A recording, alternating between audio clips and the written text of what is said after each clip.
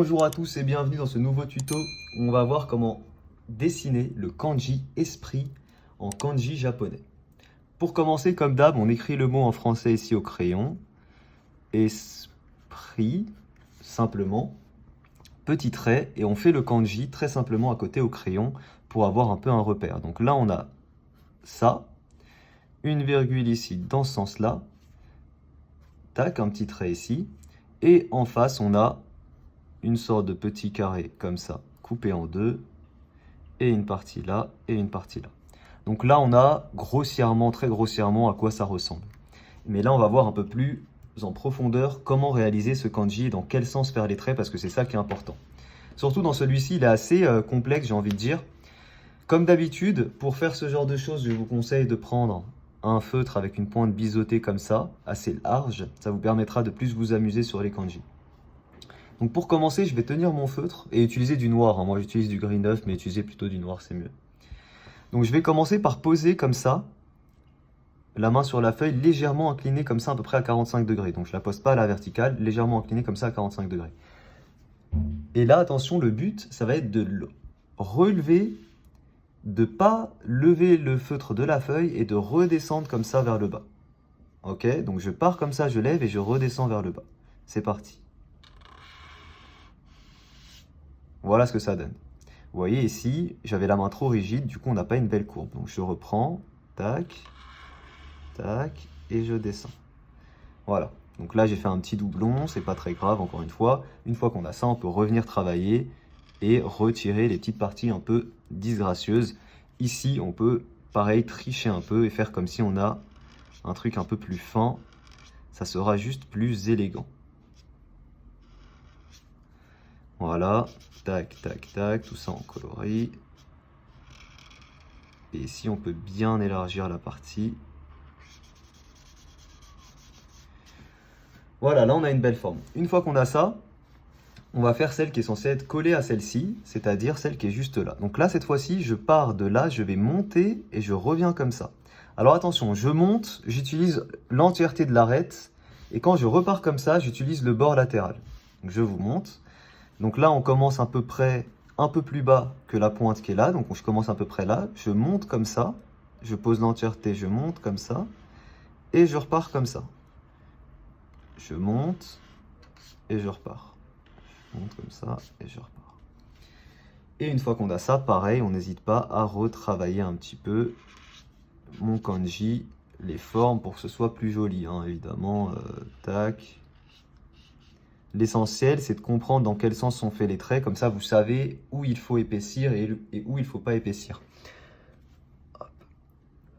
Une fois qu'on a ça, la petite virgule au-dessus, donc je commence par la pointe, pareil, la plus large, juste ici, et je lève le crayon. Donc en fait, ça me donne une petite virgule comme ceci. Ensuite, pareil, on revient la travailler, parce que quand vous faites ça avec un pinceau, la pointe ici devrait s'affiner. Donc moi, je fais quelque chose qui va donner l'illusion que c'est fait avec un pinceau en affinant comme ça la petite virgule au bout. Même si là, elle n'est pas super belle parce que la courbe n'est pas belle. Donc là, pareil, on n'hésite pas à revenir un peu travailler ça.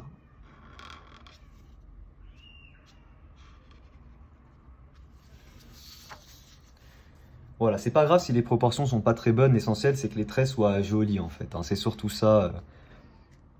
Ok, une fois qu'on a ça, il va nous manquer la deuxième partie qu'on va faire juste en face, hein, tout simplement. Évidemment, n'hésitez pas à contrôler la durée de temps où la pointe de votre feutre va toucher la feuille. Ça va permettre de faire des dégradés et des niveaux sur les traits plus ou moins foncés. Donc là, on va faire la partie carrée. Plutôt simple, on va faire l'angle supérieur gauche et l'angle inférieur droit juste après. Donc, on l'a fait à peu près à ce niveau-là. Tac, tac. Et là, vous voyez, là, c'est bien fait. Donc là, je vais pas retoucher.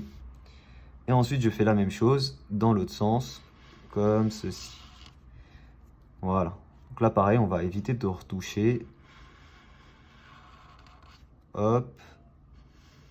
Je viens juste les lier, parce qu'on a bien cette belle impression de calligraphie. Ok, pour l'intérieur, on va juste faire une croix assez simple.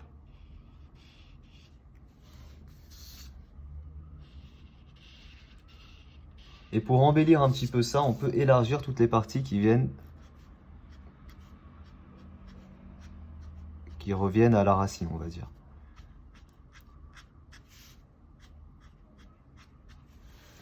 Voilà.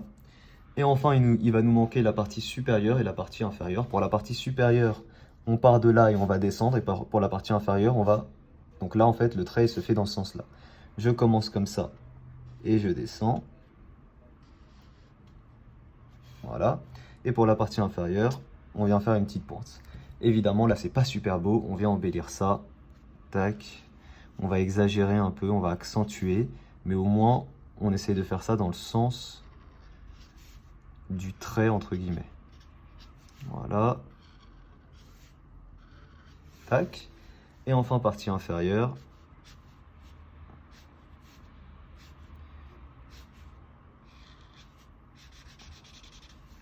Qui est comme ça. Et voilà, on a le mot kanji esprit qui est super stylé. Franchement, je le trouve très sympa, ce kanji aussi. Et une fois qu'on a ça, on n'hésite pas ensuite à tricher un petit peu entre guillemets avec la pointe un peu plus fine, où on va venir retravailler, corriger un peu les petites imperfections. C'est pas obligatoire, ça vous permet d'avoir un résultat un peu plus propre, mais derrière, c'est un peu moins naturel. Donc ça dépend des goûts de chacun. Moi, je le fais. Comme ça, je vous montre les deux versions. Vous voyez, je vais accentuer ici les courbures. Mais derrière, forcément, c'est moins naturel.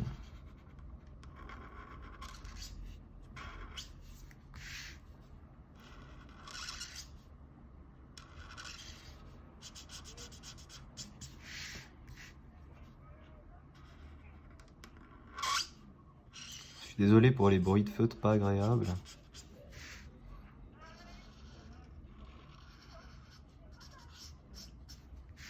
Ok, ici aussi pareil, on va faire une petite partie, hop, comme ça. Là, on va pouvoir... Alors ici, on va essayer de faire la chose plus joliment, peut-être. Voilà, peut-être plus comme ça. Là, la pointe, on va garder notre petit effet comme ça. On accentue ici l'effet parabole.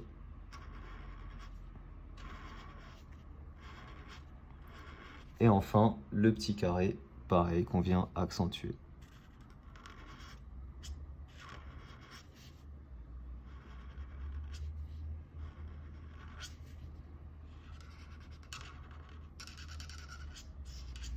Voilà, et la partie ici.